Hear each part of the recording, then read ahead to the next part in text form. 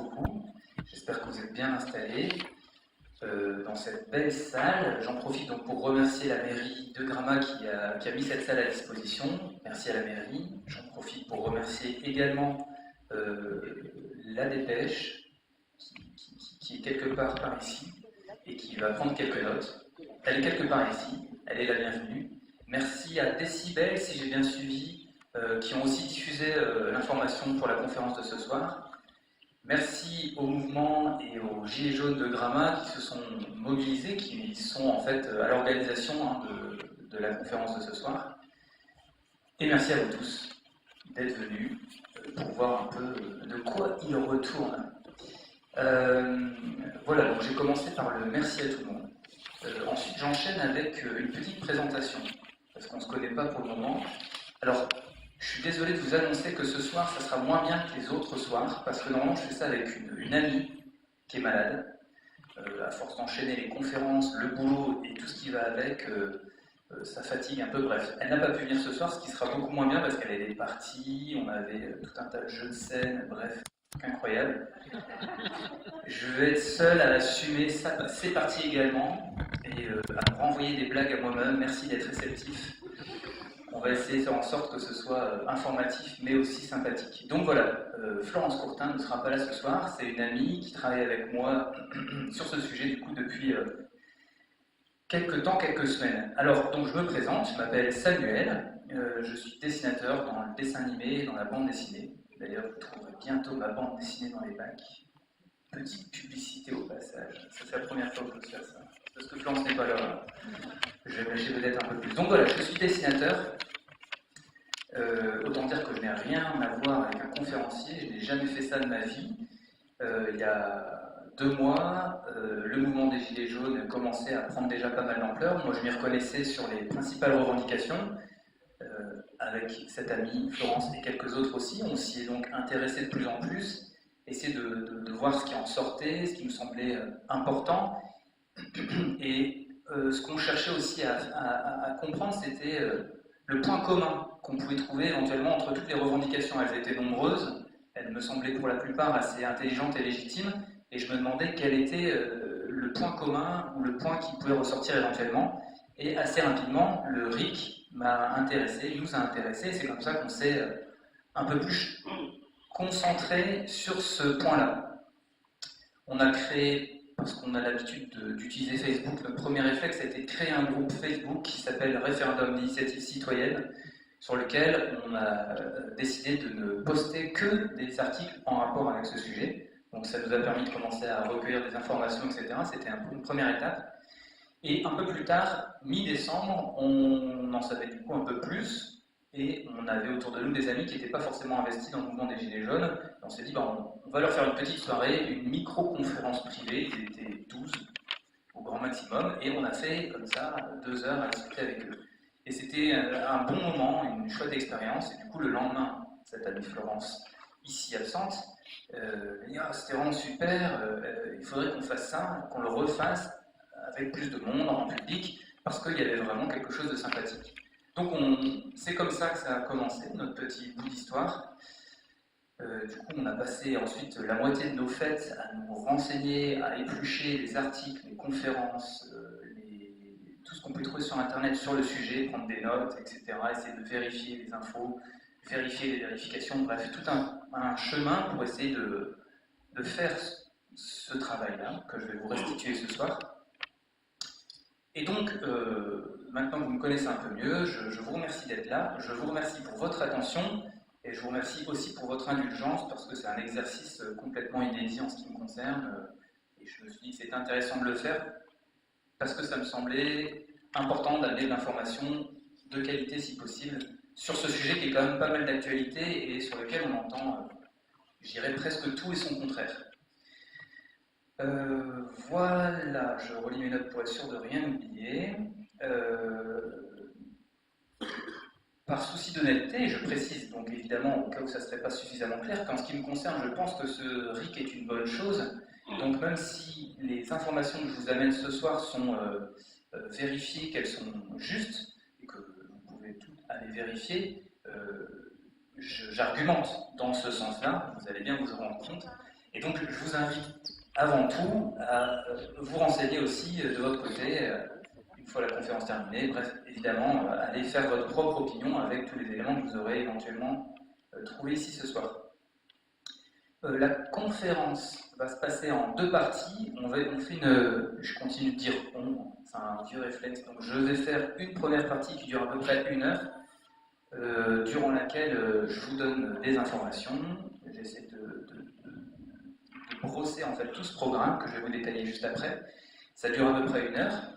Et dans un deuxième temps, on fera tourner la parole, le micro, pour qu'il puisse y avoir des questions, des réponses, des échanges, des propositions, enfin bref, que chacun puisse aussi s'exprimer tranquillement sur ce sujet-là.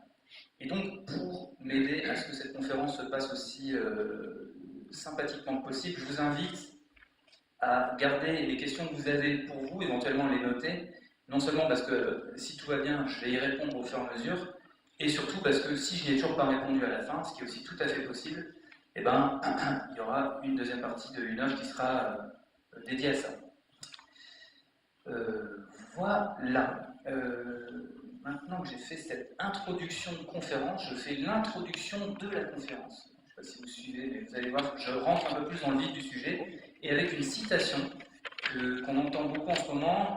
Moi j'ai été la chercher, je me suis demandé de qui elle venait, et qui parle de la démocratie, qui dit donc, je cite, « La démocratie, c'est le gouvernement du peuple, par le peuple, pour le peuple ». Donc une phrase assez connue, qu'on entend pas mal en ce moment en particulier. Cette phrase a été dite par pas mal de monde, mais apparemment, une des premières personnes à l'avoir dit, en tout cas célèbre, est Abraham Lincoln, qui est donc le président des États-Unis, qui a permis l'abolition de l'esclavage.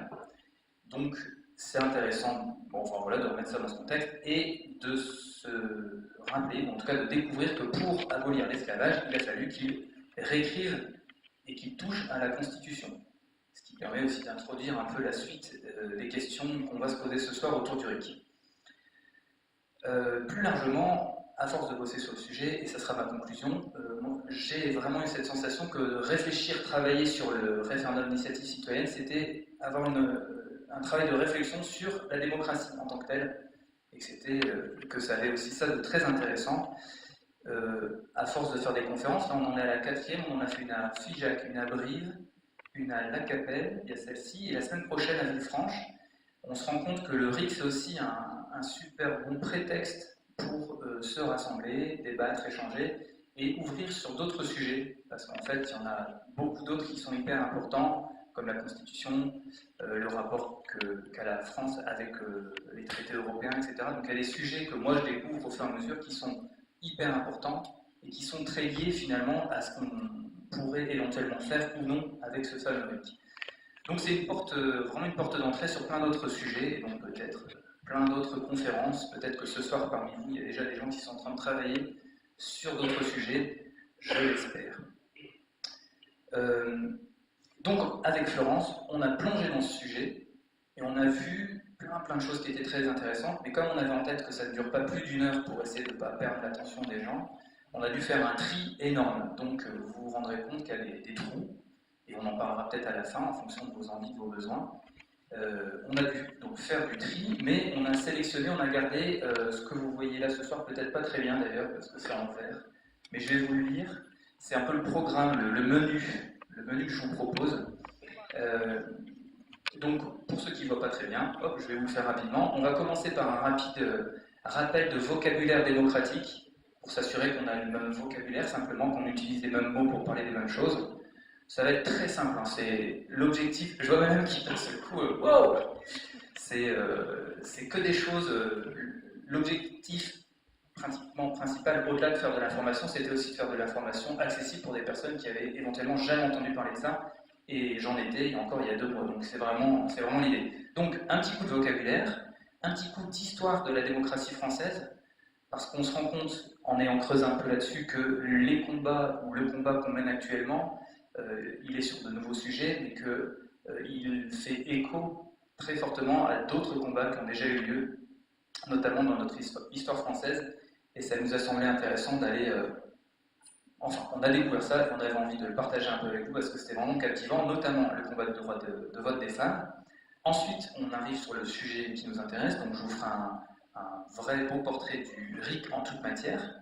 Puis, on ira faire un tour chez les Suisses qui ont le RIC depuis bien longtemps, qui peuvent nous apprendre du coup quelque chose sur le sujet. Je vous parlerai des ateliers d'écriture du RIC qui sont de plus en plus nombreux à naître en France en ce moment. Puis du RIP français, peut-être certains en ont déjà entendu parler, je vous en apprendrai un peu plus là-dessus. Je terminerai en parlant des avantages principaux du RIC. Et enfin, la petite surprise pour vous maintenir en haleine jusqu'au bout, un invité surprise. Et c'est la meilleure partie du spectacle. J'ai bien dit du spectacle, parce que j'essaie de continuer de me donner de la consistance tout seul sur scène. Ça va pour vous? Tout le monde m'entend bien? Vous me suivez? Ça se passe bien? Super. Bon, et bien alors j'y vais.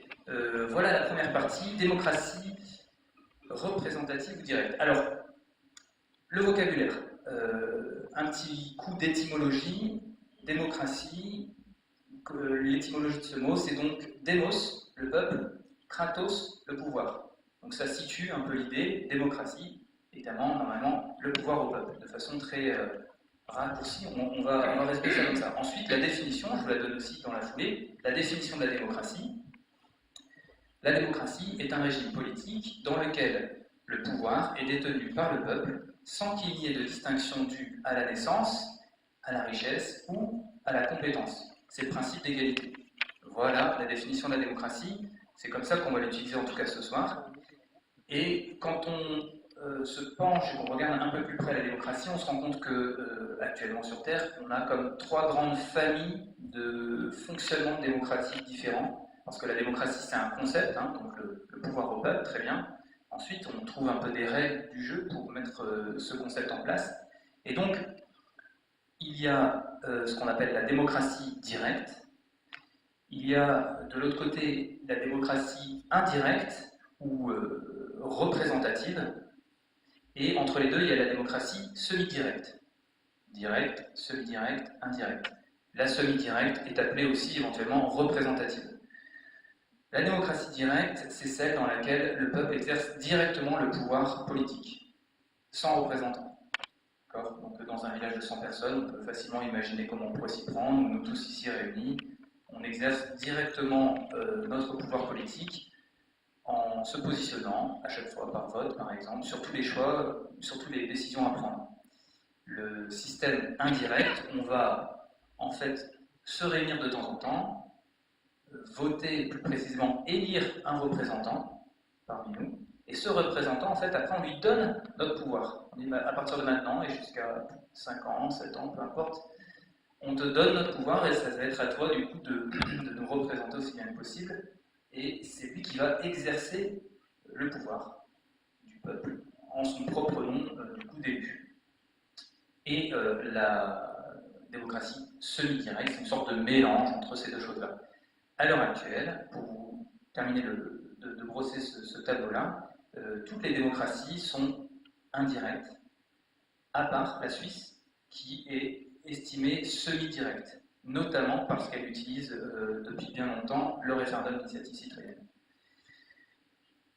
Voilà pour le vocabulaire, et avant de terminer avec cette partie, vous voyez qu'elle était vraiment pas trop difficile, hein, je ne veux pas vous faire subir une sorte de cours d'école de vieux souvenirs désagréables. Néanmoins, pour terminer cette partie sur le vocabulaire, j'ai saisi au vol un extrait d'une émission qui a eu lieu il y a une dizaine de jours sur France Culture. Yves Saint-Omer, c'est un professeur à Sciences Po, spécialiste sur le sujet démocratique, qui était interviewé pendant 1 heure sur ces sujets-là, et qui s'exprimait sur l'avenir possible de notre démocratie française. Et il voyait en fait 3 grandes pistes se dessiner devant. Et je vais vous les dire rapidement parce que je trouve que c'est assez intéressant par rapport à ce qui se passe en ce moment et ces sujets-là. D'après lui, il y a donc 3 scénarios qui s'offrent devant nous. Le premier scénario, il appelle ça l'involution autoritaire.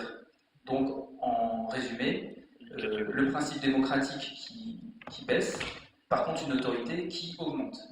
On peut éventuellement avoir déjà un peu ce genre de sensation avec ce qui se passe en ce moment. Je vous laisse faire les commentaires. J'essaie de rester aussi neutre que possible, c'est pas toujours facile, mais c'est un peu l'idée aussi de cet exercice. Le deuxième scénario, il appelle ça, c'est ce qu'on trouve dans pas mal de livres ou de conférences de personnes sur ce sujet, il appelle ça la post-démocratie. Alors la post-démocratie, c'est une démocratie d'apparence, c'est-à-dire qu'on va toujours voter, on peut débattre, on peut changer des idées, etc. Tout le monde est libre de ses idées, etc. Sauf qu'en fait, les marchés financiers détiennent tellement de pouvoir que c'est eux qui œuvrent aux grandes décisions, en fait, qui encadrent, qui bornent, qui limitent la possibilité qui nous reste à nous de nous exprimer. Et donc oui, on peut faire ce qu'on veut, mais voilà, dans ce cadre-là, ici, non, là, voilà, tu fais ce que tu veux ici. La post-démocratie. En sachant évidemment que ces deux scénarios peuvent éventuellement se donner la main, hein. L'un n'empêche pas l'autre, et je vous laisse encore une fois faire les commentaires directement. Enfin, le troisième scénario qu'il envisage, c'est d'aller de plus en plus vers une démocratie, une démocratisation du système, donc avec des outils comme celui-ci, faire en sorte que la démocratie soit de plus en plus dans notre façon de fonctionner. Et voilà, et il terminait en disant quelque chose que je trouvais très intéressant. Il disait, quoi qu'il en soit, la seule chose qui est sûre, on ne sait pas si ça va être sur le premier, le deuxième, le troisième, ou un mélange des trois, on n'en sait rien, mais la seule chose qui est sûre, c'est que considérer que le système dans lequel on est actuellement est le bon et qui sera bon pour toujours et à jamais, c'est la seule chose qui est fausse. C'est sûr que si on prend assez de recul, c'est pas possible. L'histoire nous l'a prouvé. Si on avait trouvé le système infaillible, on ne serait pas tous là en fait. Voilà 3 scénarios possibles et un scénario impossible. Et je fais une petite pause.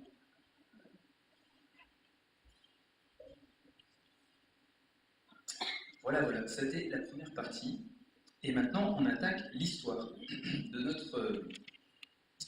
notre pays. Et j'ai appelé ça du coup l'histoire du système représentatif français.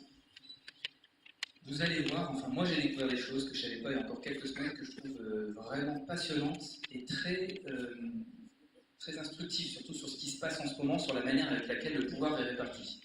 Donc, il y a la Révolution française de 1789, très bien, ça on l'a à peu près tous en tête, mais en fait elle n'a pas tout de suite abouti à ce qu'on connaît aujourd'hui, évidemment il y a eu beaucoup d'évolutions, mais après cette révolution, il y a eu de grands débats. On ne voulait plus de monarchie, très bien, on voulait un nouveau système, mais quel système voulait-on mettre en place?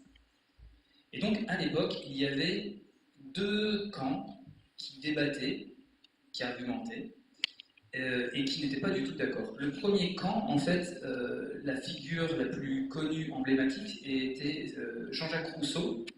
Et donc, ce camp-là militait, défendait, argumentait pour qu'on installe une démocratie directe.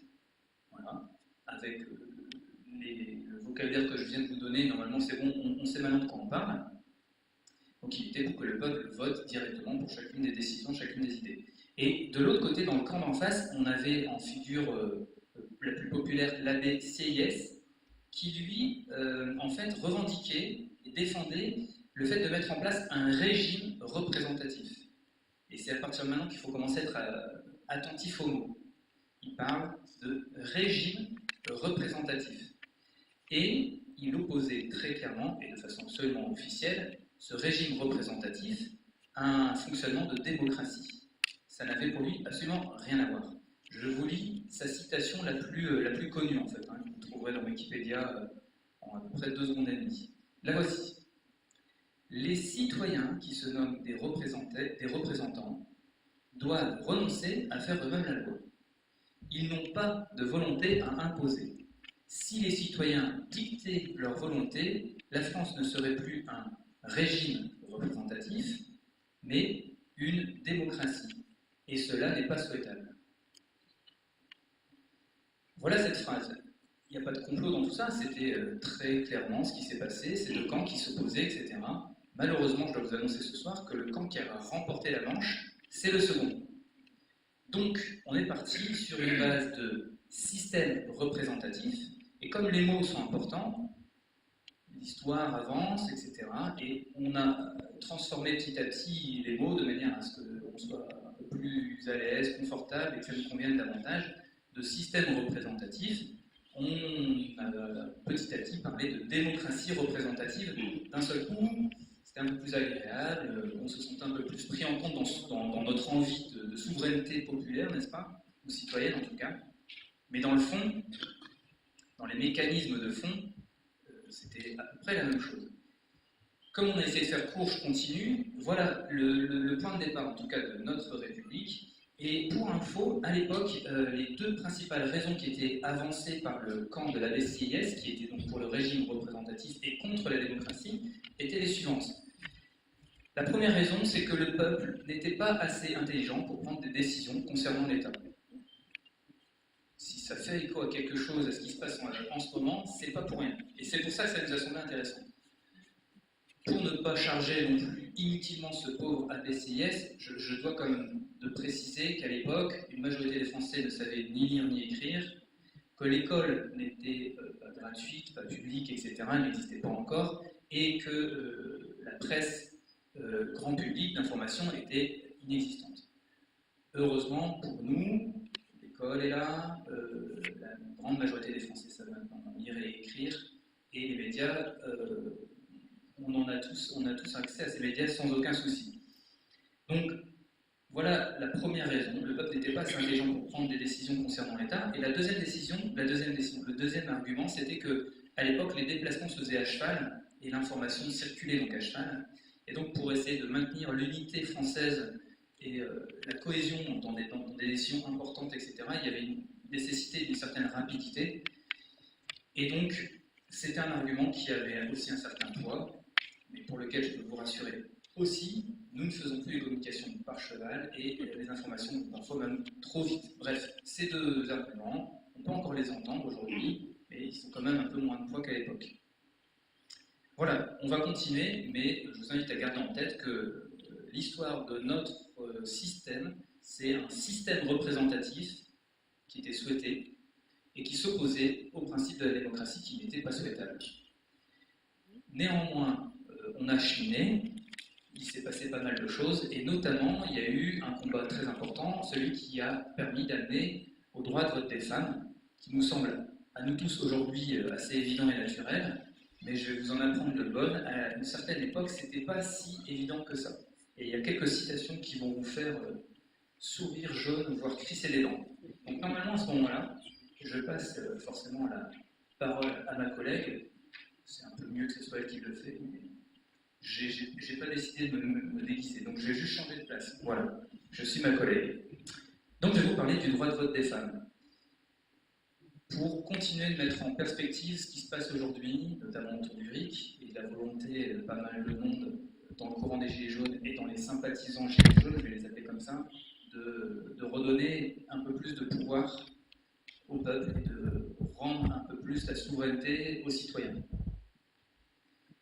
Donc le droit de vote des femmes, c'est quand même un combat qui a duré quasiment un siècle et qui a commencé, enfin en tout cas de façon officielle et concrète, en 1848 avec le club La Voix des femmes en France, donc un club qui s'est monté pour militer, pour défendre le droit de vote des femmes.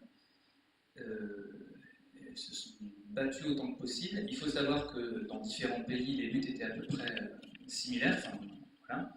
Et qu'en Angleterre notamment, les femmes étaient beaucoup plus virulentes, et j'ai mis autre chose, enfin bref, virulentes, elles étaient vraiment beaucoup plus obstinées, plus peut-être agressives dans leur façon de manifester, etc. Et qu'elles ont en tout cas obtenu le droit de vote avant, en 1928, et en France, on l'a eu à partir de 1944. Donc il a fallu un siècle de combat aux femmes, à cette minorité, hein,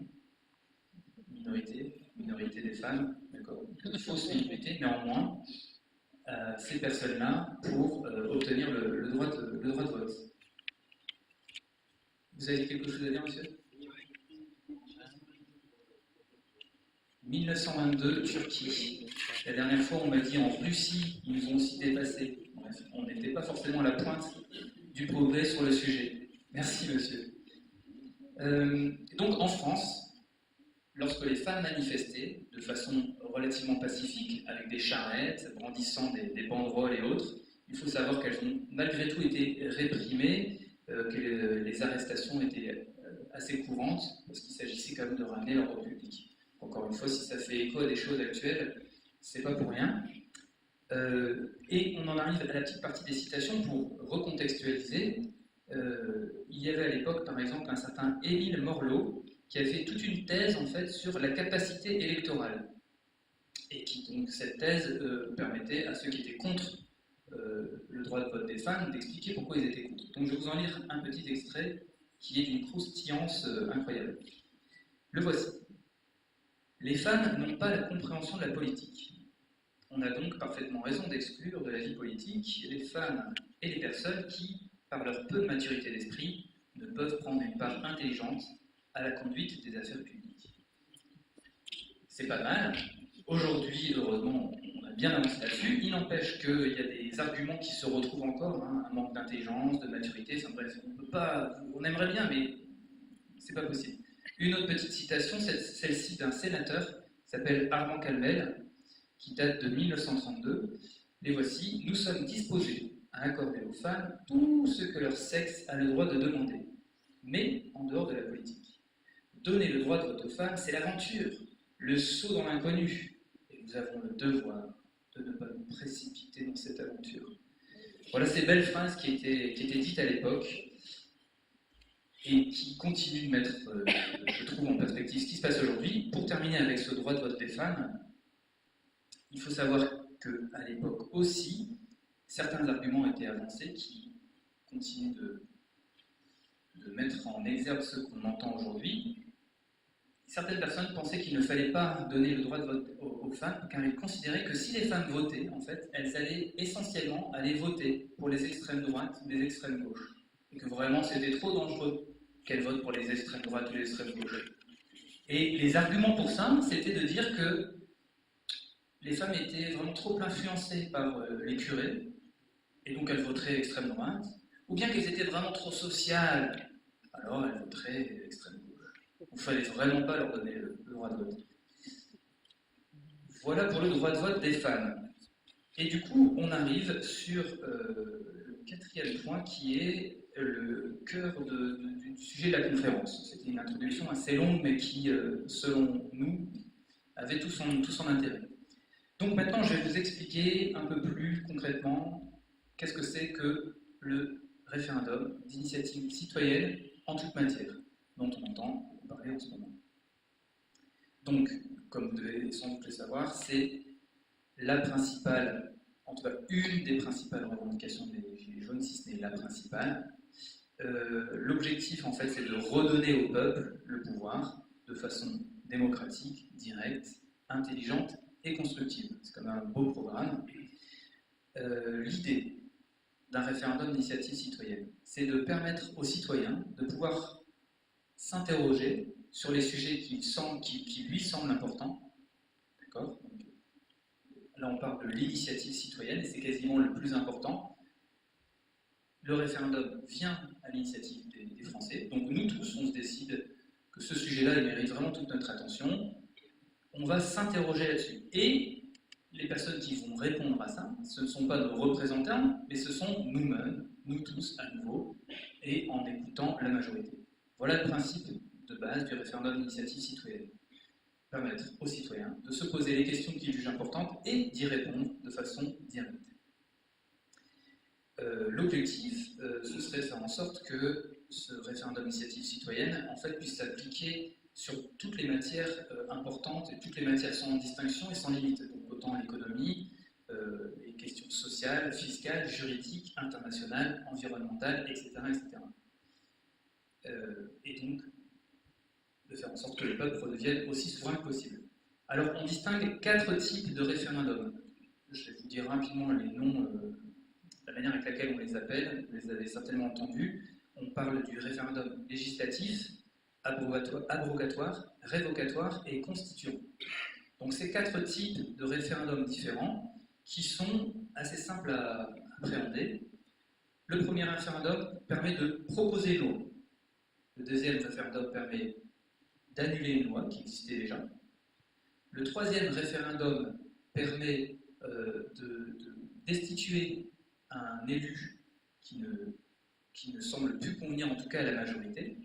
Et le troisième référendum constituant permet de réécrire, modifier une partie de la Constitution. Voilà les 4 référendums qui sont souhaités en ce moment par le mouvement des Gilets jaunes, et ils insistent, et ils ont bien raison de dire référendum d'initiative citoyenne en toute matière, parce qu'il faut savoir que dans de nombreux pays, le référendum d'initiative citoyenne existe, mais qui peut être souvent limité. Par exemple, il n'est pas possible de toucher à la Constitution, ou il n'est pas possible de destituer un élu, ou alors il n'est pas possible d'enlever une loi qui a déjà été faite, qui a été passée. Bref, là l'idée c'est de créer un outil qui soit vraiment utile, fonctionnel, et qui ne soit pas limité dans sa marge de manœuvre. Voilà pourquoi on l'appelle en toute matière. Pour autant, contrairement à ce qu'on peut facilement entendre par nos représentants qui peuvent critiquer le RIC en ce moment, l'objectif de ce référendum d'initiative citoyenne n'est pas du tout de mener toute la politique du pays de cette manière-là. Absolument pas. C'est un outil qui permet en fait un certain contre-pouvoir. Les représentants ont encore toute leur utilité. Ils sont payés pour ça, ils travaillent nuit et jour, si possible, pour faire en sorte que ça aille mieux, faire des propositions intéressantes, etc. Donc, allez-y, go, faites le bien boulot possible. Par contre, si d'une manière ou d'une autre, ce que vous faites ne nous convient plus, on a la possibilité de s'exprimer facilement, directement, de façon officielle et démocratique, sans devoir boucler et coincer tous les ronds-points d'un pays pendant des semaines et des semaines, par exemple. Voilà donc l'idée. Donc, ne pas imaginer que l'objectif de ce RIC est de mener toute la politique, bien loin de là, nos représentants sont encore bien utiles. Et ce qu'on peut également entendre, c'est que l'outil du RIC est trop binaire. Est-ce que vous êtes pour ou contre, oui ou non?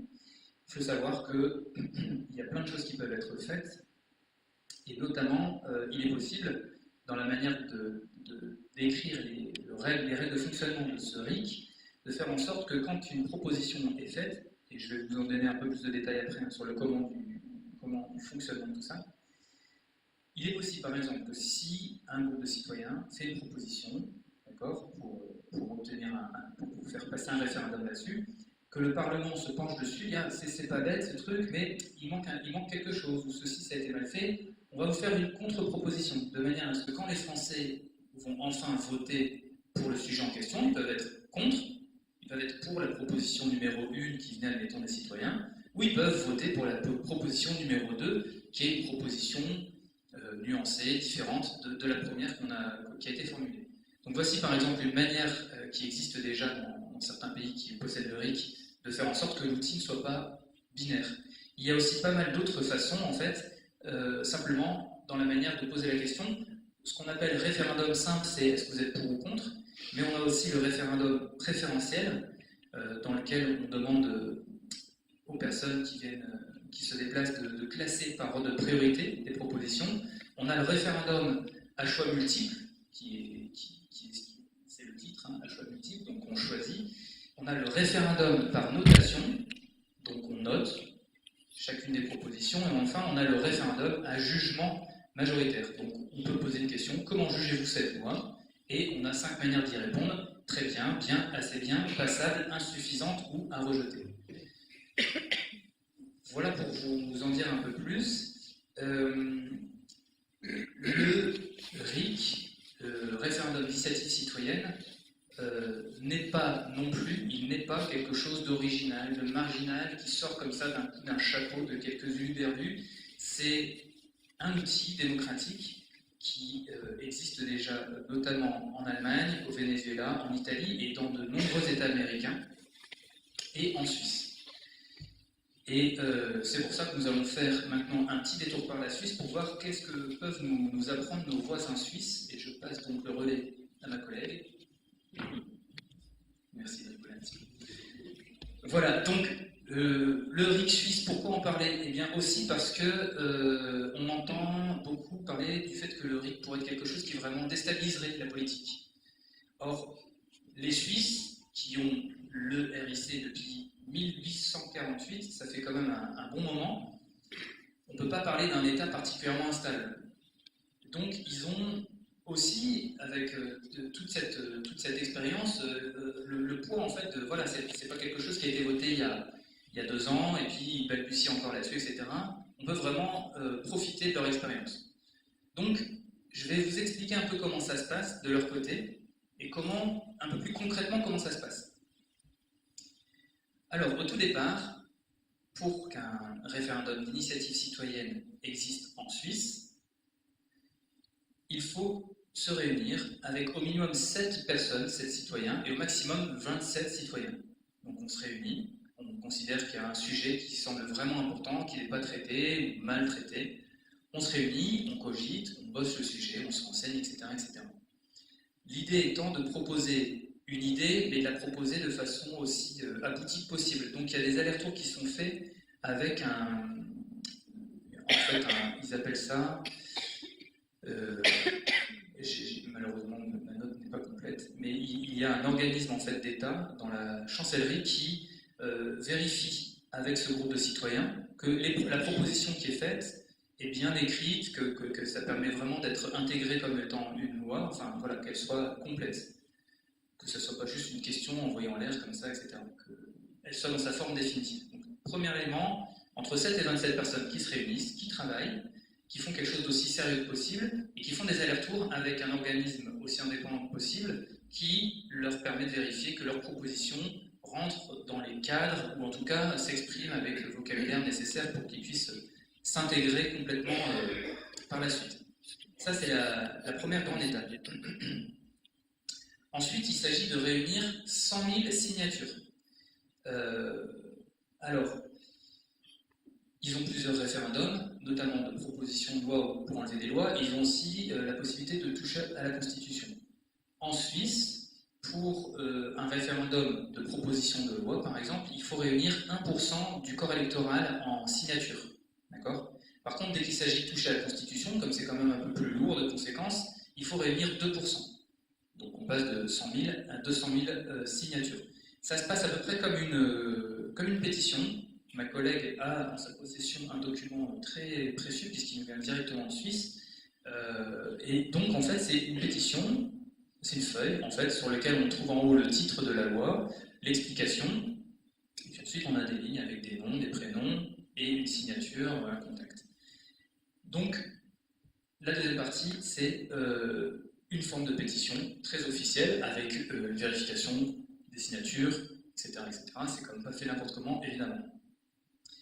À nouveau, admettons que les 100 000 signatures nécessaires soient recueillies, la proposition va être ensuite contrôlée par le Parlement, qui vérifie quand même que ça lui convient au moins un minimum. Bref, il garde une sorte de contrôle possible par le Parlement. J'en profite pour faire une petite parenthèse.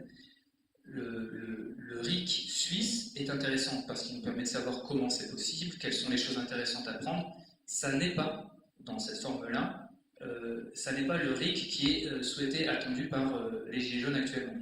Donc, notamment, par exemple, le fait que le Parlement puisse garder, dans une certaine mesure, la main sur les propositions, même une fois qu'elles ont recueilli le nombre de signatures suffisantes et qu'en plus elles ont été validées dans un premier temps dans leur dimension légale et constituante, c'est un contre-pouvoir qu'on peut choisir si on en a envie, mais qui ne correspond pas en tout cas à ce qui est défendu actuellement, souhaité par les Gilets jaunes. Donc en tout cas le Parlement vérifie, il regarde, et en tout cas c'est aussi à ce moment-là qu'éventuellement il fait une contre-proposition. Bon, je vous ai déjà parlé tout à l'heure, vous proposez ça, on pense qu'il vaudrait mieux ça, voilà, les citoyens auront donc la possibilité de choisir. Ensuite on arrive au vote, et contrairement à ce qui est souvent dit, ce n'est pas des votes qui tombent toutes les 3 semaines, etc.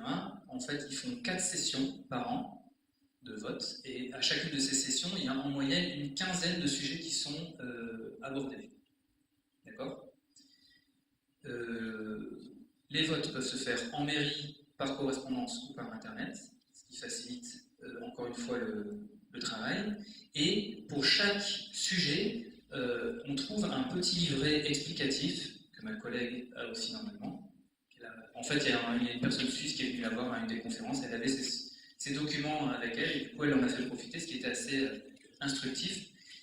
Et notamment, cette personne suisse disait, mais comment ça se fait qu'en France vous n'avez pas encore ça? Comment vous faites sans le RIC? Bref, elle était assez convaincue par le sujet apparemment.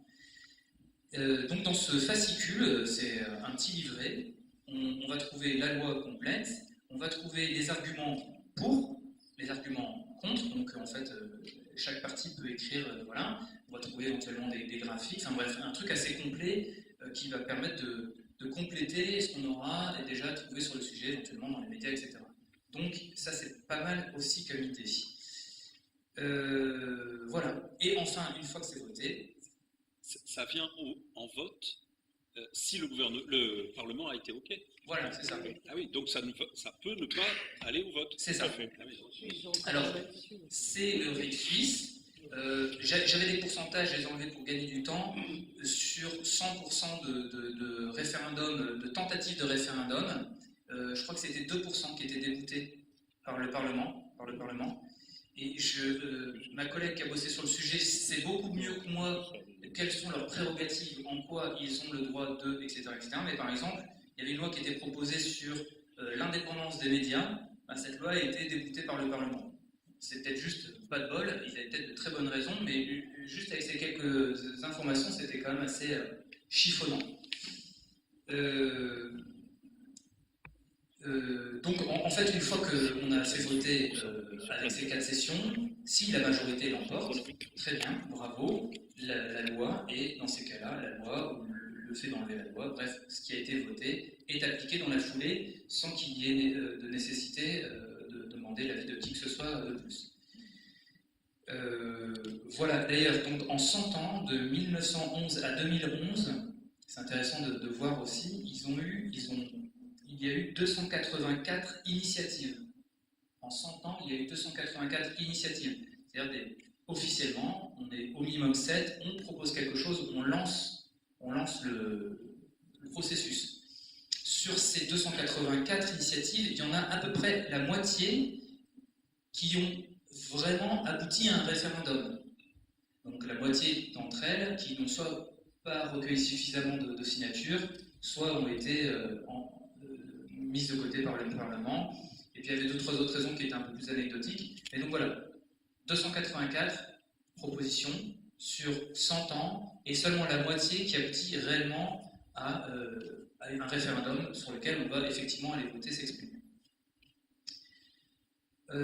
Donc, comme je vous le disais, voilà tout ce que ça nous apprend. Ça nous apprend aussi des outils intéressants, quand même, il y a pas mal d'idées assez bonnes à prendre, mais ça n'est pas le RIC souhaité par les Gilets jaunes, et ça me permet d'arriver du coup sur le point suivant. Donc, en dessous du RIC suisse, on a atelier d'écriture du RIC.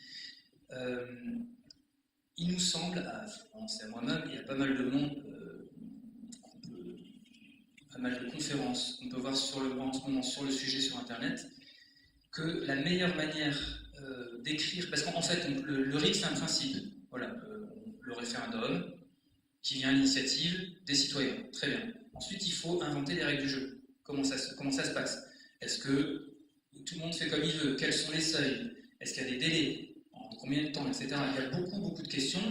On peut interroger des questions d'obligation d'aller voter, par exemple. On peut interroger des questions de prise en compte du vote blanc. On peut interroger des questions de seuil aussi. Est-ce qu'on garde la majorité? Est-ce que, par exemple, quand il s'agit de toucher la Constitution, est-ce qu'il ne faut pas 3/5 par exemple, pour pouvoir vraiment valider? On peut parler aussi de seuil de participation. Si un sujet n'a pas recueilli suffisamment de participation, alors il est nul et non avenu. Toutes ces questions-là nous semblent hyper importantes. Elles touchent, une fois de plus, vraiment à la question démocratique, et c'est en ça où ce référendum d'initiative citoyenne nous semble être un bon exercice pour découvrir, pour ceux qui ne connaissaient pas forcément encore ces sujets-là, un peu comment ça marche, s'approprier et se rendre compte que c'est pas si compliqué que ça en fait. Donc voilà, à l'heure actuelle, on est beaucoup à penser que cet outil est une bonne idée, mais pour que ça soit vraiment une bonne idée, il faut l'écrire de façon aussi intelligente et que possible, et en parlant les uns avec les autres, en se mettant d'accord. Et donc, partout en France, on a de plus en plus des ateliers d'écriture du RIC qui se mettent en place. Donc, très simplement, moi je suis parti il y a 1 mois et demi avec mon ami sur l'idée de faire des conférences pour donner des informations. on aurait pu tout aussi bien partir sur une autre forme des ateliers d'écriture. On aurait fait d'abord une petite introduction, qui aurait été beaucoup moins longue que celle-ci, on nous aurait donné un peu quelques bases, et ensuite on aurait fait des petites tables, et on serait parti en groupe de travail pour réfléchir sur, ok, admettons qu'on veuille un référendum d'initiative citoyenne, mais maintenant, quelles sont les règles qu'on va écrire? C'est pas si compliqué que ça, et vous pouvez trouver par exemple sur internet des choses intéressantes comme ce tableau, en fait, qui sert de base de travail, de base de réflexion. C'est un tableau qui a été fait apparemment par des personnes à Montpellier, sur lequel, en fait, on va trouver plusieurs points qui s'enchaînent comme ça, hop. Donc, qui lance l'initiative, combien de signatures sont nécessaires, qui peut signer, ensuite quel délai pour recueillir les signatures, est-ce qu'on exclut des matières, etc. Bref, toutes les questions qu'on veut se poser. Là, ils ont listé une première partie pour servir de base de réflexion, et dans les colonnes qui sont juste à côté, en fait, ils ont indiqué dans la première colonne grisée comment ça se passe en Suisse, donc la réponse suisse aux questions posées initialement. Dans la deuxième colonne, ils ont inscrit la proposition, parce qu'il faut savoir qu'actuellement, l'exécutif a mis en place un grand... alors voilà, il me manque toujours les mots là-dessus, mais en gros, ils sont en train d'envisager de réécrire certaines parties de la Constitution. Voilà. Et donc, chacun y va de sa proposition.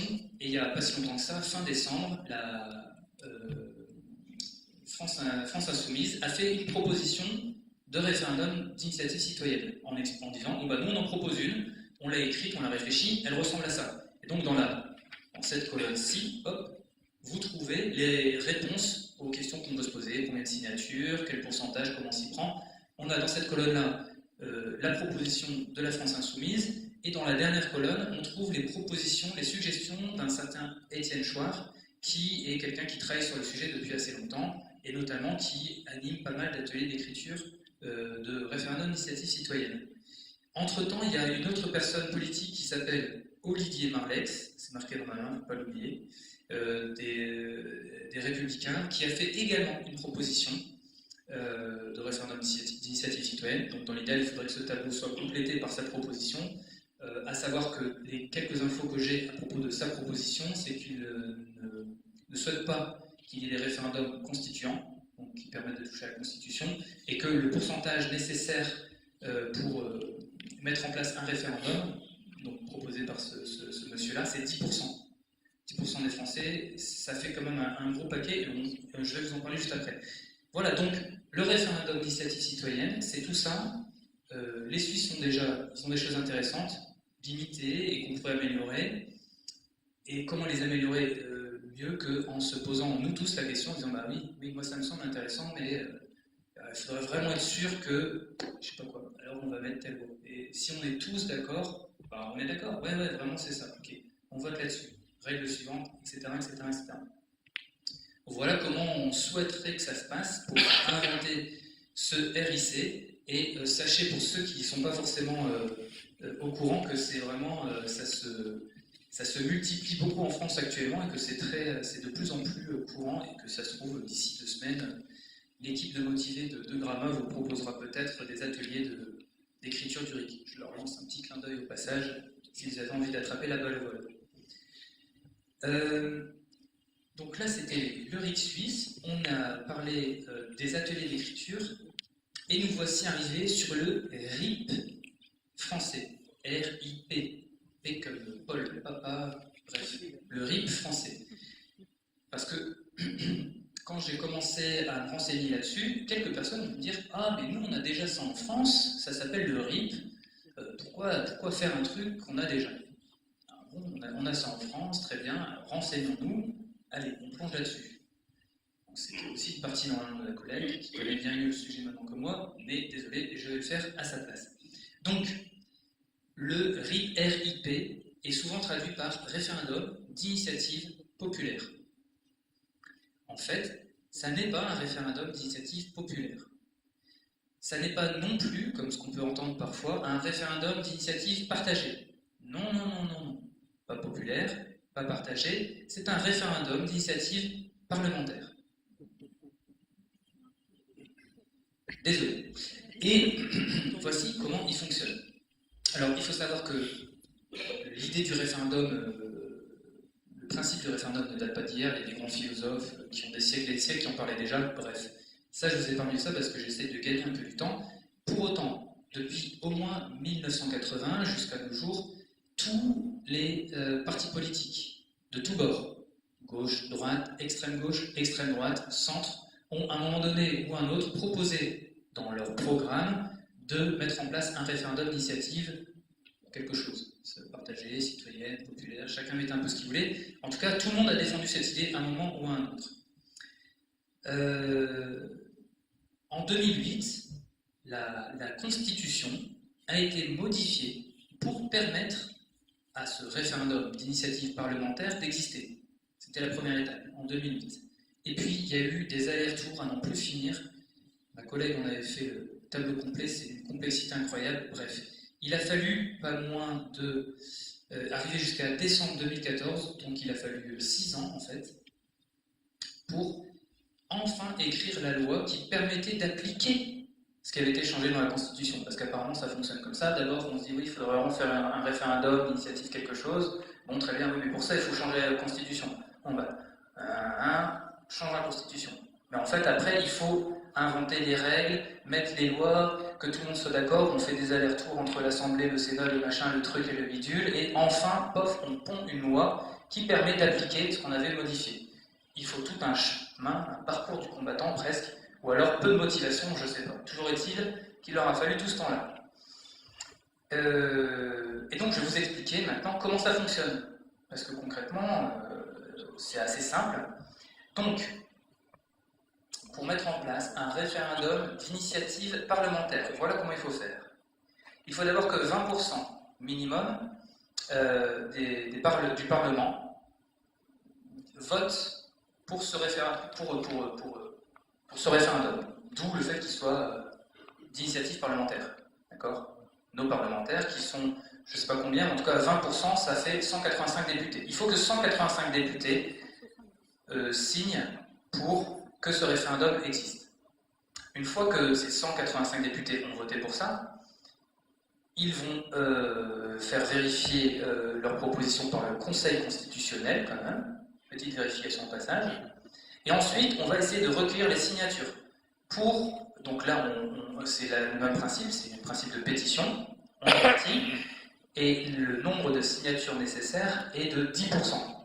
D'accord ? Au lieu de 1 ou 2% en Suisse, 10%, il faut savoir que ça représente 4 550 000 Français, et qu'à l'heure actuelle, il n'y a pas si longtemps que ça, avec l'affaire du siècle, le record de pétition a été battu avec 2 millions de signatures, ce qui donne une idée aussi de la difficulté d'accessibilité de 4 550 000 signatures. Donc, le Parlement a une initiative super, il réunit j'ai dit 20% des membres. C'est déjà costaud. Tac. Vérification. Ensuite, il réunit 10% de l'électorat français, 4 550 000. Et une fois qu'ils ont fait tout ça, bravo. Si les seuils sont atteints, alors le référendum sera déclenché. Et je suis désolé de vous annoncer qu'à l'heure actuelle, il n'a jamais été utilisé. Et on comprend un peu pourquoi. Voilà pour le RIP français, qui est quand même assez loin de ce qu'on aimerait, de ce dont on rêve avec le RIC dont je vous parle depuis tout à l'heure. Alors je regarde l'heure vite fait au passage. Il me reste 10 minutes. On va essayer de pas trop déborder sur l'heure prévue. Je vous fais rapidement maintenant un tour des avantages les plus évidents, les plus flagrants du référendum d'initiative citoyenne. Il y en a beaucoup. Accrochez-vous, c'est parti. Donc le RIC est direct. Il donne directement le pouvoir aux citoyens, sans intermédiaire et sans contrôle gouvernemental. Le RIC est pacifique. Il y aura évidemment moins de manifestations, de rapports de force nécessaires, moins de gilets jaunes, moins de tracteurs, moins de trains bloqués, moins de bottes rouges ou de cagoulés bleus, je ne sais pas ce qu'on devrait inventer. On a le RIC, on n'est pas content, il y a un truc vraiment qui nous semble déconnant, et bien on met ça en place. Très bien, donc il est pacifique. Le RIC est efficace parce que une manifestation permet éventuellement d'être entendue. C'est bien d'être entendu, c'est pas mal même à un moment donné de se sentir écouté, mais c'est pour autant pas encore un pouvoir réel de décision. Donc le référendum d'initiative citoyenne permet de donner ce pouvoir, cette efficacité directement aux citoyens. Le RIC favorise aussi l'intelligence collective, notamment de bénéficier de l'expérience des acteurs du terrain. Les associations, les organisations, elles sont nombreuses, qui œuvrent tous les jours dans des domaines qui sont assez variés, savent parfois mieux que les politiciens qu'est-ce qu'il faudrait mettre en place pour que ça marche mieux. Elles ont souvent des idées qui sont très populaires et qui ne demanderaient qu'à être relayées éventuellement par l'outil du référendum d'initiative citoyenne. Il est concret aussi, et donc encourage à la réflexion, à la concertation, à la mobilisation citoyenne. Moi je suis motivé aujourd'hui, je suis tellement motivé que je veux bien faire une conférence, même si finalement c'est que de l'information. Si demain le référendum existe, je serai 2 fois plus motivé pour refaire une conférence sur je ne sais quoi, n'importe quel sujet, parce que je me dis qu'à la fin, si parmi vous tous, on est vraiment convaincus de ce dont je suis en train de parler, ça peut vraiment amener à des choses concrètes. Donc, ça me semble assez évident que ça favorise aussi le débat citoyen, la concertation, la réflexion, la mobilisation, toutes choses qui manquent peut-être pas mal en ce moment. Il est démocratique, on donne son avis directement sur chaque sujet, et les conclusions sont directement appliquées, ce qui redonne aussi confiance dans l'intérêt d'aller voter. Parce qu'il faut bien se rendre compte qu'effectivement, depuis pas mal de temps, l'intérêt d'aller voter est en chute libre, et quand on interroge les personnes qui ne vont pas voter, la réponse la plus courante est que ça ne sert plus à rien. Et on ne peut pas toujours leur jeter la pierre à ce niveau-là. Le fait de pouvoir voter sur des sujets concrets et directement, sans avoir d'intermédiaire, permet de redonner de la confiance dans cet acte hautement démocratique que celui d'aller voter. Donc le RIC, comme je le disais tout à l'heure, c'est aussi un contre-pouvoir efficace qui permet aux citoyens de garder la main entre chaque élection. C'est pas on vote pour toi et maintenant on espère que tu vas tenir tes promesses et puis on verra bien. Non, si tu ne tiens pas tes promesses, on va avoir des moyens de te rappeler tes promesses. Ça c'est quelque chose qui nous semble aussi important. Ça permet aussi de favoriser le consensus et d'éviter que le gouvernement soit autant la source, reçoive autant de mécontentement. Apparemment en Suisse, c'était la personne notamment qu'on a croisée qui nous faisait part de cette expérience, qui disait qu'en fait, étant donné qu'à travers l'intermédiaire du référendum d'initiative citoyenne, en fait, ça responsabilise davantage les citoyens, et que du coup, si à un moment donné, telle ou telle chose ne fonctionne pas ou plus, on peut en vouloir un peu, j'imagine, à nos représentants, mais on peut aussi s'en vouloir à soi-même, à nous-mêmes, parce qu'en fait, il nous suffirait, entre guillemets, de nous mobiliser sur un sujet ou un autre pour changer un peu la donne. Il est international et ça nous semble aussi important, en tout cas on le souhaite en tant que tel, pour permettre de redonner aux Français la maîtrise de leur destin. Que sur les sujets de traités internationaux, est-ce qu'on déclare la guerre à tel ou tel pays, est-ce qu'on est dans un pacte avec telle ou telle armée, etc. Ce sont des sujets qui nous semblent hyper importants et qu'on aimerait pouvoir aussi, sur lesquels on aimerait pouvoir garder un mot à dire, on va dire. Il favorise aussi le RIC, c'est-à-dire si ses qualités sont nombreuses, il favorise la stabilité juridique et économique. On entend beaucoup son contraire, et moi je pense que ça favorise au contraire la stabilité. Je vais vous expliquer pourquoi. À l'heure actuelle, on a beaucoup d'alternance d'un gouvernement à un autre, et souvent de droite puis de gauche, et il arrive assez souvent qu'une proposition faite par un bord soit quelques années plus tard détricotée ou contrebalancée par des propositions, et puis on alterne, etc. Il peut y avoir une certaine forme, du coup, en l'occurrence, d'instabilité dans cette espèce d'aller-retour. Si, par contre, le référendum d'initiative citoyenne existe, qu'un gouvernement est en place, de droite, de gauche, de dessus, dessous, peu importe, fait des propositions de loi, les applique, si, pendant son mandat, pendant le fait que ce gouvernement-là est en place, il n'y a aucun référendum d'initiative citoyenne qui s'oppose à une de leurs propositions, ou bien qu'il y en a un qui se met en place, mais qui ne retient pas cette signature, ou qui retient cette signature, mais quand on fait voter, les Français en fait soutiennent la proposition qui vient d'être faite. Alors, la proposition faite par le gouvernement en place, qu'il soit de droite, de gauche ou peu importe, sera de fait réellement validée par une majorité des Français. Et il y a tout fort à parier pour que, même s'il y a encore une alternance et que quelques années plus tard, ce soit un gouvernement d'un autre parti politique qui soit à la tête du pays, il va dire, bon, cette loi-là, Elle a été posée par les collègues, on n'est pas d'accord, mais bon, on ne peut pas l'enlever parce qu'en fait, on sait qu'elle a été vraiment validée. Et ce qui est assez puissant avec cet outil, c'est que le simple fait qu'il existe permet ce genre de choses. Parce que si je propose une loi et qu'il n'y a aucun référendum d'initiative citoyenne qui se met en place, c'est bel et bien qu'apparemment il y a quand même une sorte de consensus là-dessus. Donc sa simple existence suffit à mettre entre guillemets tout le monde d'accord. Il nous semble aussi qu'il permet de faire des économies, notamment en évitant l'État s'embarquer dans des projets parfois pharaoniques pour se rendre compte un peu plus tard qu'en fait il n'était absolument pas intéressant ou populaire et que l'ensemble de une grande majorité des Français sont contre. On peut éviter aussi pas mal de dépenses un peu inutiles de cette manière-là. Et enfin, il est assez puissant pour lutter contre la corruption. Et d'ailleurs, parmi les personnes qui sont le plus farouchement opposées au référendum d'initiative citoyenne, on trouve les lobbies. Parce que, évidemment, c'est beaucoup plus simple de corrompre une poignée de personnes qui vont prendre les décisions assez discrètement, puis assez juteusement aussi, plutôt que d'essayer de corrompre la moitié des Français. Ils pourront distribuer beaucoup de porte-clés, ça sera quand même un sacré boulot. Voilà pour toutes ces qualités. Et une fois qu'on a fait tout ça, on se détend un peu, surtout moi, parce que d'habitude, je suis un peu plus soutenu. Voilà, là je commence à me détendre un peu, c'est bon, on arrive vers la fin. J'avais un invité surprise. Et c'était là où c'était super drôle, parce que moi j'annonçais il y a un invité surprise. Pendant ce temps-là, Florence, elle discrètement en coulisses, elle mettait une veste. Et puis moi je dis oui, voilà, on a invité Emmanuel Macron à venir, donc je vous demande de l'accueillir, etc.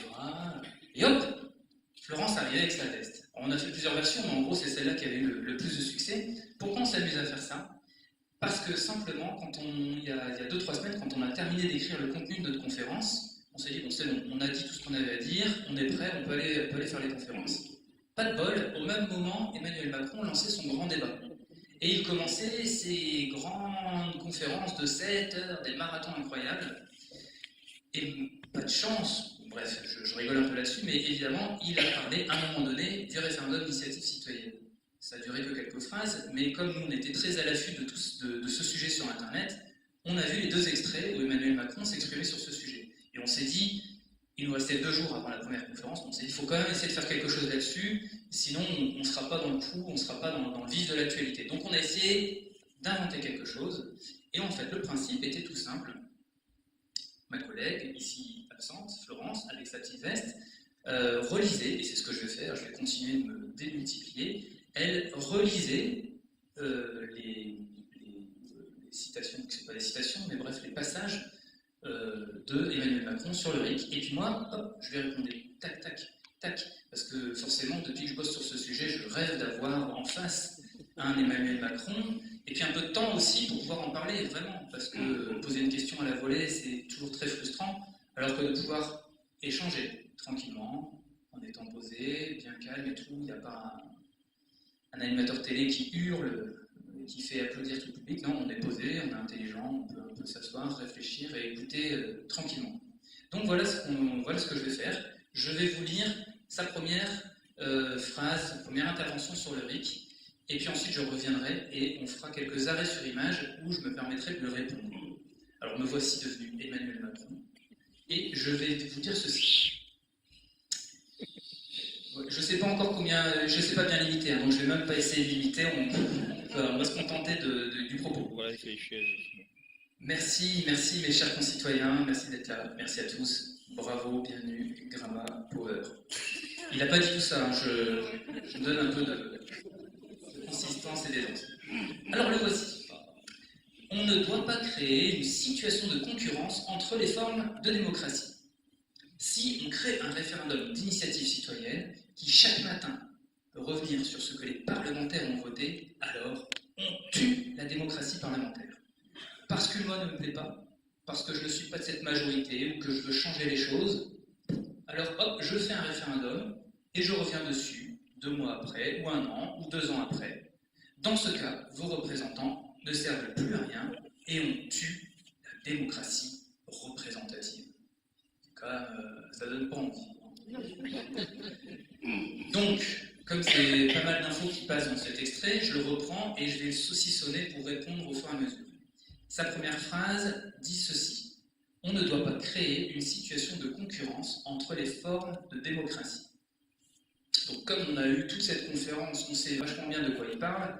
Il parle de, par exemple, la démocratie indirecte ou représentative et de la démocratie directe. Et il dit qu'il ne faut pas les mettre en concurrence, c'est pas une bonne chose. Et moi je me suis gratté la tête là-dessus, je me suis dit, bon, ok, je sais qu'elles ont des fonctionnements différents, mais puisque dans la démocratie représentative, nos représentants sont censés nous représenter, et représenter notre avis, notre opinion. En toute bonne logique, les décisions qu'ils devraient prendre devraient être exactement les mêmes que celles qu'on prendrait si on était dans un fonctionnement de démocratie directe. C'est comme ça que je vois la chose en tout cas. Et je me suis dit que la seule manière pour qu'il puisse y avoir éventuellement une concurrence entre ces deux systèmes, c'est si nos représentants ne nous représentaient pas vraiment, ou ne représentaient pas vraiment nos opinions, et prenaient des décisions qui s'écartaient un peu, voire beaucoup, et qu'effectivement, du coup, voilà, concurrence. Bon, mon opinion sur le système représentatif est aussi assez fait pour que je puisse envisager qu'on le tue peut-être pas, mais qu'on le remette bien en question. Donc bref, en tout cas, pour moi, cette question de concurrence me semble assez complètement inexistante, ou en tout cas irréelle, en tout cas, bref, j'y crois pas, je ne pense pas que ce soit un réel argument. Mais il continue, parce qu'il en a sous le coude des arguments, hein, ce bonhomme. Et il nous dit ceci. Si on crée un référendum d'initiative citoyenne qui, chaque matin, peut revenir sur ce que les parlementaires ont voté, alors on tue la démocratie représentative. Alors, là, on rentre petit à petit dans de la rhétorique, dans des effets de manche. Hein, donc, parce que quand il dit que tous les 4 matins, on va faire des référendums, en fait, il dit quelque chose qui est faux. Alors, soit il n'est pas du tout renseigné, et j'essaie de rentrer en contact avec lui pour lui donner quelques infos sur le sujet, parce que peut-être qu'il est vraiment mal renseigné, soit il dit des choses fausses, pour donner vraiment pas envie. Donc en l'occurrence, maintenant qu'on a compris qu'est-ce qu'était le RIC, comment ça se passe en Suisse, comment on aimerait que ça se passe en France, le fait qu'on aimerait pouvoir l'écrire de manière à justement pas être dérangé tous les 4 matins, on sait qu'en vrai, non, c'est pas le projet du RIC que de pouvoir se mettre en place tous les 4 matins. Donc je pourrais par exemple commencer par le rassurer là-dessus. Rassurez-vous, monsieur Emmanuel Macron, ça n'est pas l'objectif de ce projet. Et il continue en disant ceci, je me répète, mais voici, parce qu'une loi ne me plaît pas, que je ne suis pas de cette majorité ou que je veux changer les choses, alors je fais un référendum, comme ça, et je reviens dessus 2 mois après, ou 1 an, ou 2 ans après. Dans ce cas, vos représentants ne servent plus à rien et on tue la démocratie représentative. Donc là, on commence à avoir l'habitude, on a une deuxième affirmation qui est assez fausse, ou incomplète, peut-être encore mal renseignée, je ne sais pas exactement, mais toujours est-il qu'il cherche à décrédibiliser le RIC. Donc normalement, je le dis à fond, monsieur Emmanuel Macron, cherchez-vous à décrédibiliser le RIC? Vous savez bien pourtant que, en l'occurrence, c'est pas il suffit de. Non, en fait, il faut un seuil de signature de 1 ou 2%. Ça représente, en France, j'ai oublié de vous donner le chiffre tout à l'heure, 900 000 personnes, c'est pas rien non plus. Une fois qu'on a ce seuil de signature atteint, un référendum est mis en place dans lequel on va questionner la majorité des Français. Donc, en fait, non, il ne suffit pas qu'une personne ne soit pas d'accord avec une proposition de loi. Il faut quand même beaucoup plus d'étapes et d'éléments et d'arguments pour pouvoir revoir la loi. Voilà. Hop. Chouk. Donc on ne tue personne, pas plus nos représentants que la démocratie représentative. Et nous voici arrivés à l'extrait numéro 2. Accrochez-vous, il est tout aussi sympathique. Je pense qu'il faut qu'il y ait de l'expression citoyenne. Mais je pense qu'il ne doit pas y en avoir sur tous les sujets. Parce que parfois, ça peut nourrir la démagogie. Je pense que quand il y a une décision difficile à prendre, ce sont souvent les représentants qui la prennent. On prend rarement les décisions difficiles par un référendum. On peut prendre des décisions populaires, mais rarement difficiles. Or, notre pays a aussi besoin de prendre des décisions difficiles. Pas mal, hein? Bon, c'est son métier, alors forcément il est plus à l'aise que moi. Hein. Bravo, monsieur Emmanuel Macron. Pouvez-vous répéter la première phrase? Oui, très bien, merci Samuel. Hop, et c'est parti. Sa première phrase était donc « Je pense qu'il faut qu'il y ait de l'expression citoyenne ». Alors moi, à ce moment-là, j'étais très content. J'ai dit « Merci, monsieur Emmanuel Macron, donc nous avons le droit ». Et notre président, en tout cas, trouve que c'est très chouette, c'est sympathique qu'il y ait de l'expression citoyenne. Donc profitons-en, on a encore la possibilité de nous exprimer. Et rappelons-nous qu'il faut faire assez attention aux mots. Hein. L'expression, c'est l'expression. Hein. On est entendu ou écouté. En tout cas, expression n'est pas décision. Et la nuance n'est pas mince quand même. Et donc il continue ensuite en disant « Je pense qu'il ne doit pas y avoir d'expression citoyenne sur tous les sujets. Parce que parfois, ça peut nourrir la démagogie. » Bim. Donc ici, en fait, Emmanuel Macron nous dit deux choses. Il pense qu'il ne faut pas que les citoyens s'expriment sur tous les sujets et il argumente, explique ce positionnement en disant que ça pourrait nourrir la démagogie. Flûte alors. Donc, moi je me suis encore une fois interrogé de façon aussi basique que possible et logique. Si les citoyens ne s'expriment pas sur tous les sujets, comment font donc nos représentants qui nous représentent pour prendre des décisions sur ces sujets? C'est en permanence le serpent qui se prend la queue, c'est un manque de logique ou d'honnêteté à avoir, hein, à choisir. Mais en tout cas, moi qui me choque, si on ne peut pas s'exprimer sur tous ces sujets qu'on a mis là-bas, ok. Et ensuite, comment ils font pour ce intervention? C'est pour ça que ces décisions sont difficiles. Je vois que monsieur. Bravo, peut-être pour ça. Donc voilà, ça c'était mon premier point. À quoi ça sert? Si on ne peut pas s'exprimer dessus, alors comment font nos représentants? Qui est-ce qu'ils représentent? Donc moi j'ai l'impression que cette déclaration est pas mal antidémocratique. Et en ce qui concerne l'argument de la démagogie, de l'expression citoyenne, moi j'ai trouvé ça très intéressant aussi. Et j'ai été vérifier la définition du mot démagogie qu'on entend beaucoup en ce moment. Je savais vaguement ce que c'était, mais je me suis quand même réinterrogé. Je vais vous la donner pour qu'on ait tous de bonnes bases. Voilà ce que c'est que de la démagogie.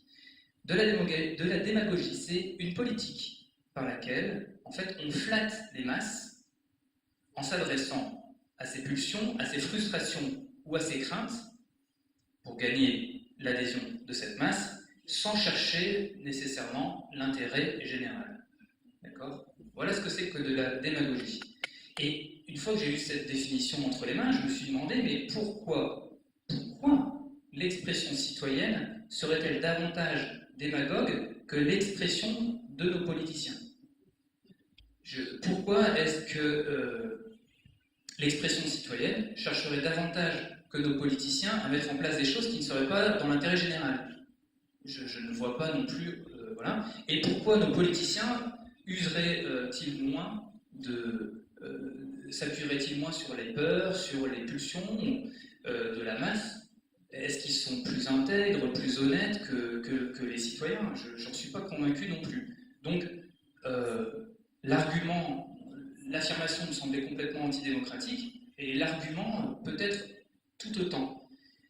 Et enfin, ce qui était intéressant, et là c'était ma pote secrète, je demandais à Emmanuel Macron, et vous, monsieur Emmanuel Macron, que faites-vous en fait? Que faites-vous quand vous dites que le RIC va tuer la démocratie? Que faites-vous quand vous dites que tous les 4 matins, pof, comme ça, on va aller voter les référendums? Que faites-vous quand vous dites qu'il suffit que quelqu'un soit pas d'accord pour enlever une loi? Qu'est-ce que vous faites si ce n'est de la démagogie? Merci, vous suivez, bravo, merci, je vois qu'on est raccord. En tout cas, moi, ça me semble... Enfin bref, quand j'ai vu cet extrait, je me suis dit, c'est pas possible, réunissons nos neurones, restons clairs et mettons de la lumière sur tout ceci. Merci d'être là pour le faire avec moi. J'ai presque fini. Il terminait donc en disant « Je pense que quand il y a une décision difficile à prendre, ce sont souvent les représentants qui la prennent, on prend rarement les décisions difficiles par un référendum, on peut prendre les décisions populaires, mais rarement difficiles. Donc là, comme pour le droit de vote des femmes, comme, bref, dans pas mal de moments, il met juste en exergue, enfin bref, il considère que le peuple manque de discernement. Vous tous, moi compris, nous manquons éventuellement de discernement pour prendre des décisions difficiles. D'ailleurs, vous avez dû le remarquer assez régulièrement, lorsque le peuple vote et qu'il s'exprime et qu'il se trompe, nos représentants disent ah, on a manqué de pédagogie, on leur a mal expliqué ce qu'il fallait voter. Donc le rapport parents-élèves, enfin bref, l'infantilisation marche bien à tous les niveaux et assez régulièrement. Je me suis aussi interrogé, décision populaire, décision difficile. Bon, une décision difficile, je vois à peu près ce que c'est. Une décision populaire, c'est... je sais pas trop. Je sais pas trop. Et ce qui m'interpelle aussi, c'est que si on considère que les citoyens, nous tous, si on considère qu'on est capable, tous les 5 ans, de choisir notre président, ce président, on le choisit sur des programmes dans lesquels il y a des dizaines de points qui sont plus complexes les uns que les autres. Donc si on considère que nous sommes capables de nous décider de choisir pour un président avec autant de points complexes et difficiles, pourquoi est-ce qu'on ne pourrait pas le faire sur un point, et puis un autre, et puis un autre? Je ne vois personnellement pas en quoi tout ceci a le moindre sens. Voilà. Et puis, une fois de plus, et histoire de me répéter une dernière fois, si ce n'est pas les citoyens qui prennent des décisions difficiles et qui ne s'expriment pas dessus, en fait, qui le fait, bref, voilà, vous avez compris le principe. Voilà, on en a fini avec notre invité surprise, que je remercie, qui s'en va, qui va remettre sa veste en coulisses, on l'applaudit normalement. Si vous avez envie, n'hésitez pas. Merci. Merci pour les livres. Dans les propos qu'on a entendus, il y a quand même sous-jacent une volonté de dramatisation. Volonté de dramatisation. Oui. Oui, Sous-jacent. c'est la démagogie. Ça va être le chaos. C'est ça, c'est le principe de la démagogie. Attention, si on fait ça, ce seront les extrêmes. Voilà. On prendra des mauvaises décisions. D'ailleurs, parmi les 1001 qualités du RIC, comme il y en avait beaucoup, j'ai dû en éliminer certaines, mais il y en avait une qui disait, comme on entend aussi assez souvent, ah bah oui, mais si on demande au peuple de s'exprimer sur tous les sujets, ils vont demander un SMIC à 6 000, ils vont demander voilà, des barbes à papa à tous les coins de rue, etc. Machin. Il faut savoir, notamment en Suisse, ils se sont exprimés dernièrement sur le SMIC, sur le congé payé. Les réponses qu'ils ont données étaient en défaveur davantage d'augmenter le SMIC, etc. Premier point intéressant. Deuxième point intéressant, sur l'ensemble des référendums qui ont lieu dans les États américains qui possèdent le référendum d'initiative citoyenne, en très grande majorité, les référendums d'initiative citoyenne tendent à améliorer les comptes publics. Pour la simple et bonne raison que si on met en place une loi ou peu importe quelque chose qui coûte de l'argent, au final, qui payera ça? Ce sera les citoyens ou en impôts ou en perte de services publics. Alors qu'un politicien peut promettre tout un tas de choses, même le mettre en place, il le payera à peu près autant que nous, mais ça l'impactera potentiellement un peu moins. Donc en fait, la représentation dans laquelle on essaie de faire voir le citoyen comme un enfant qui va réclamer des privilèges sans se rendre compte qu'il faut les payer, ces privilèges, c'est une représentation qui est dramatique et effrayante, mais qui est loin d'être proche de la réalité. Voilà, j'arrive à ma conclusion, et puis ensuite je vais me détendre un peu, et on va faire circuler le micro, et voir un peu ce qui se passe dans cette salle, et les interventions que vous avez envie de faire. Ma conclusion à moi, c'était de dire que le référendum d'initiative citoyenne n'était pas du tout un outil miracle, c'est un outil. Comme un marteau, une hache, un stylo, bref, c'est un outil. On en fait ce qu'on veut. Si ce RIC arrive, qu'il existe, qu'il est mis en place, qu'on rentre tous chez nous et qu'on se désintéresse du sujet politique, il ne servira à rien, voire pire, il pourra être utilisé, mal utilisé, surtout si on ne l'a pas assez bien écrit. J'en vois quelques-uns qui grimacent. L'idée, c'est quand même aussi de réfléchir suffisamment aux conditions de mise en place de ce référendum d'initiative citoyenne pour s'assurer qu'il ne puisse pas être détourné. Et à nous de bien cogiter là-dessus. On est assez nombreux à s'intéresser sur le sujet pour avoir de bonnes idées pour éviter qu'il soit détourné. Donc, ça n'est pas un outil miracle, c'est un outil de démocratie directe, et pour qu'il soit utile, il faut qu'on l'utilise. Il faut qu'on s'implique, il faut qu'on s'investisse.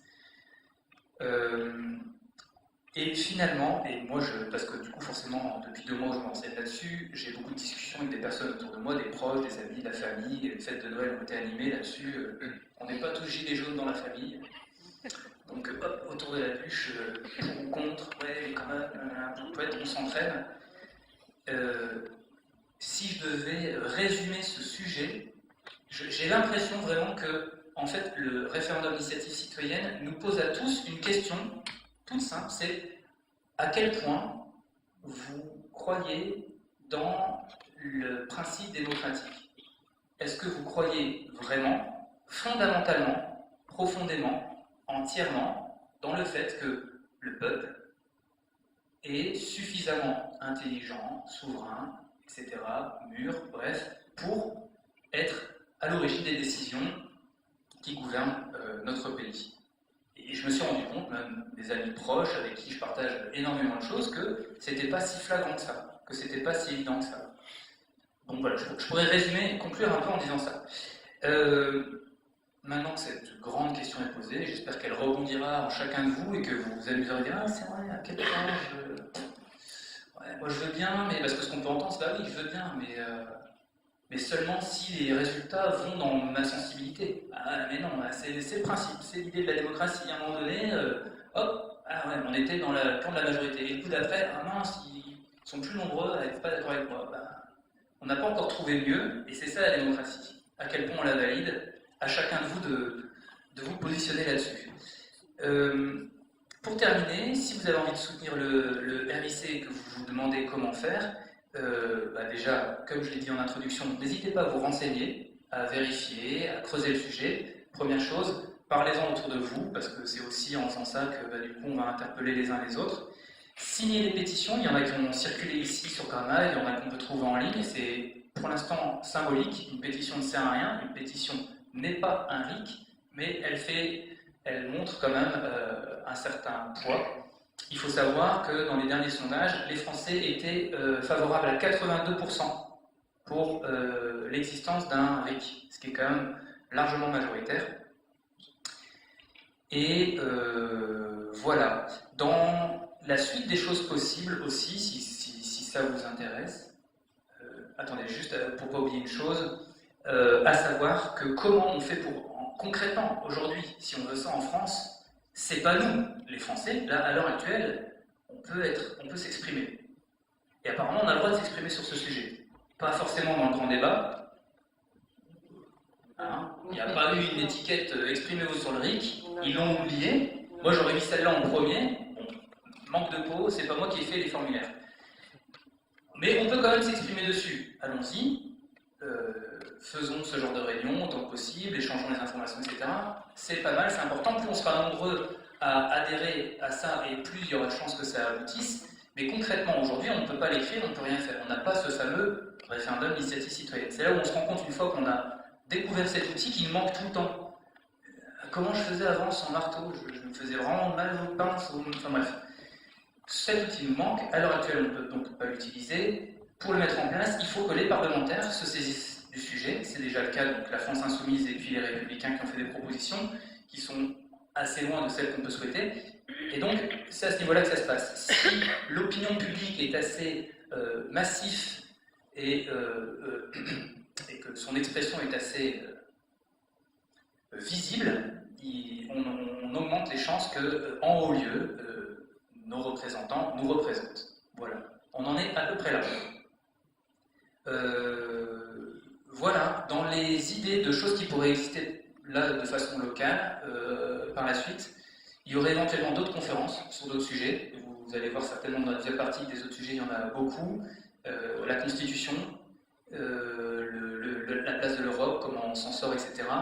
Avec quelques amis, nous maintenant qu'on termine notre cycle de petites conférences locales sur le RIC, on est en train de se motiver pour faire un cycle de conférences-jeux, pour se marrer un peu quand même, sur la monnaie, sur le principe de la monnaie dette. Se sensibiliser à la dette publique notamment, mais à la création monétaire. on est tous habitués à utiliser l'argent de façon assez saine.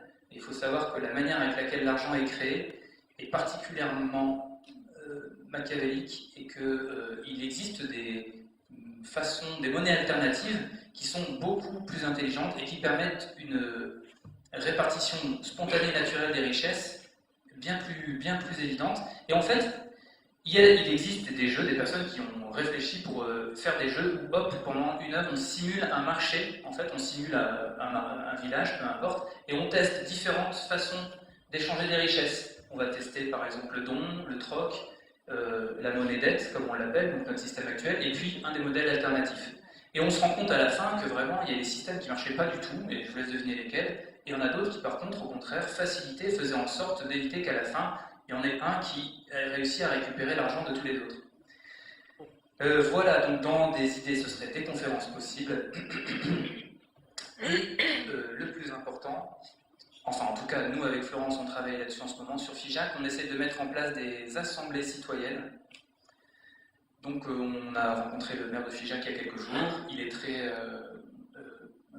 complètement positif, enfin bref, il soutient ce projet. On va essayer donc d'obtenir, il a validé cette idée-là, une salle mise à disposition par la mairie, qu'on aurait à peu près 1 à 2 fois par mois, de façon régulière, les premiers et troisièmes vendredis du mois, dans lesquels on pourrait se réunir, tous citoyens confondus, et réfléchir, discuter, avoir des groupes de travail, des sessions, etc., machin, de manière à faire en sorte que l'intérêt, le mouvement qui se passe actuellement et toutes les rencontres et les débats que ça suscite ne soient pas en fait perdus, qu'on obtienne ou non le RIC, que les gilets jaunes obtiennent tous les gains de cause ou non, peu importe où on ira, essayer de profiter aussi de cette appropriation du sujet politique et du fait d'avoir la chance de se réunir pour essayer de dire, bah tiens, est-ce qu'on ne pourrait pas organiser vraiment des endroits dans lesquels on pourrait continuer de pratiquer notre citoyenneté et de s'entraîner et de s'informer aussi les uns les autres. Et dans ces endroits, on pourrait éventuellement, et j'en termine là-dessus, imaginer, du coup, mettre en place par exemple des ateliers d'écriture, du référendum d'initiative citoyenne. Il pourrait y avoir tant d'autres choses, et notamment des questions beaucoup plus locales, mais ça servirait à tout ça. J'ai terminé. Merci à vous pour votre écoute attentive.